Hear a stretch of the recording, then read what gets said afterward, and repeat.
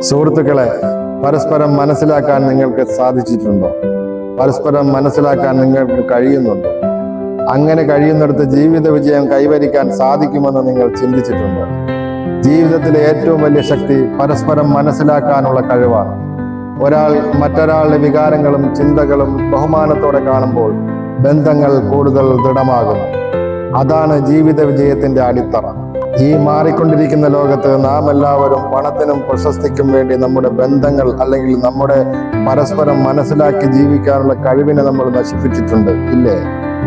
പണം, പദവി, പ്രശസ്തി ഇതെല്ലാം താൽക്കാലികം മാത്രമാണ്. പക്ഷേ മനസ്സിലാക്കലും വിശ്വാസവും ഉണ്ടെങ്കിൽ ഏതൊരു പ്രശ്നവും നമുക്ക് മറികടക്കാം. ഒരു കുടുംബം സന്തോഷകരമാകാൻ പരസ്പരം മനസ്സിലാക്കൽ അനിവാര്യമാണ്. മാതാപിതാക്കളും മക്കളും സഹോദരങ്ങളും എല്ലാവരും തമ്മിൽ സംസാരിക്കുകയും കേൾക്കുകയും ചെയ്യുമ്പോൾ സ്നേഹം വളരുന്നു.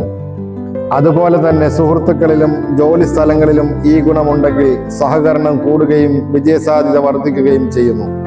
നമ്മൾ പലപ്പോഴും മറ്റൊരാളുടെ നിലപാട് മനസ്സിലാക്കാൻ മറക്കുന്നു. അതുവഴി പരസ്പരം മനസ്സിലാക്കാനുള്ള നമ്മളുടെ കഴിവിനെ നമ്മൾ നശിപ്പിക്കുന്നു.